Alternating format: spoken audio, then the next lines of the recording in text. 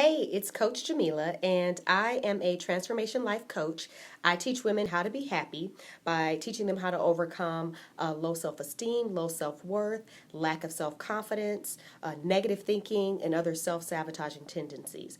And today I'm talking about I wanted to go live to talk about how you can get clear on what you want. So, for many of us as women, we actually can kind of get to a point in our lives to where we feel like we've lost ourselves, right? We have become so consumed, maybe either with our husbands or our children or both, or even our job, that we no longer are even focused on or even aware of what our true wants, feelings, needs, and desires are. And so, if that's kind of the place where you find yourself and you realizing that you're not happy because you're not really taking care of yourself the way that you know you should, but you're not really sure how to do that, then keep watching because I'm going to share with you 3 tips on how, you can get this clarity that you need in order to figure out what you want so that you can get happy, okay?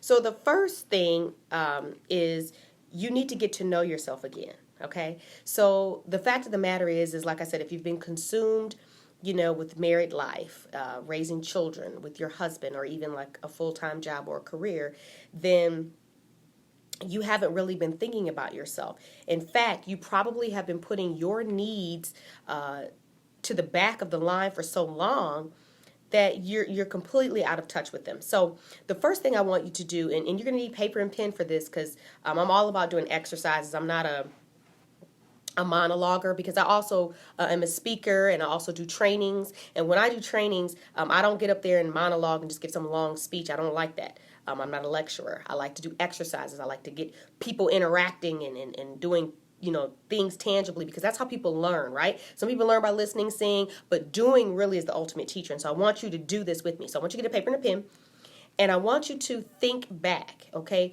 to a time before you were married, right? Before you had kids. And I want you to ask yourself, and I want you to write down, what did you like to do? What did you like to do? What were your dreams? What were your dreams back then? What did you like to do for fun? What are some of the things that you stopped doing, once you got married or once you had children? I want you to take a moment and write all those things down. Now, we're live, of course, but if you're watching the playback, you can pause this. But I want you to write all that down, okay? And then within that, I really want you to spend some time thinking about why you gave up on those things, why you stopped doing them, what happened, what stopped you. Was it a lack of time? Was it a lack of support? What was it? Get a little clarity on that, okay? And then for point number 2 is I want you to get a new sheet of paper, and I want you to put a column down the middle, and on the one side, I want you to write what I don't want, and then on the other side, I want you to write what I do want. Now, for the what I don't want column, what I want you to think about, and what I want you to write in this column is I want you to think about your life right now. Currently in your life, what is not working for you? What don't you like? I want you to write down there, what don't I want? What don't I want? What don't I like? I don't want a job that I hate getting up and going to in every day. I don't want to be disrespected by my husband. I don't want my kids not listening to me. I don't want to have to keep staying late at work. I don't want to keep being a part of a business that I'm not making any money, right? Whatever the case is, I don't want to, keep doing diets and never losing any weight or losing it and gaining it back. What don't you want? What's not working in your life? Write that all down in the what I don't want column, okay? And the reason why we're starting there is a lot of times, unfortunately, it's easier to be negative first than it is to be positive. And one of the ways to gain clarity on what you do want is sometimes to start with what you don't. Because if you can get all that out, get it out of your head, get it on paper, and you're no longer just dwelling on it, it's out, right? And it's out of your head. Then you can start taking every one of those things that you don't want, and then it allows you to see what you do want. So what I do want is I want a new job. A job that makes me happy and excited to get out of bed every day. Or I want a husband that knows how to talk to me, that communicates well, that loves me, okay? That's what you want. Or I want kids that are respectful, that listen to me, that respond well to proper discipline and training. Whatever. So take all your don'ts and flip them into wants, okay? And this is going to help you to get clarity on what it is that you actually want, okay? Because we talked about things that you used to like to do, things that used to bring you joy, things you used to do for fun. So we've talked about that. And now we're getting into the meat and potatoes of your life. What's working for you and what's not, and how does that help us to see what you do want? Do you see what I'm saying? And then here's the other thing that this step 2 allows you to do is it allows you, maybe for the first time, to really express your true feelings about how your life is going and what is working for you or what's not working for you, because maybe you find that no one listens. Maybe you feel like there's no point in sharing it. There's no point in talking about it because nothing ever changes. Well, guess what? It's about to change now because you're putting it down on this paper and you're getting it out of your head, and we're going to do this exercise and we're going to work through this, okay? So step 2, what you don't want, and then take all of those and turn them into what you do want, okay? And now after you've gone through step 1 and step 2, I want you to take some time. And I really want you to really just allow yourself to think and linger and have some quiet time to really just, marinate on it for a minute. And what I want you to do is I want you to look for, is there a theme?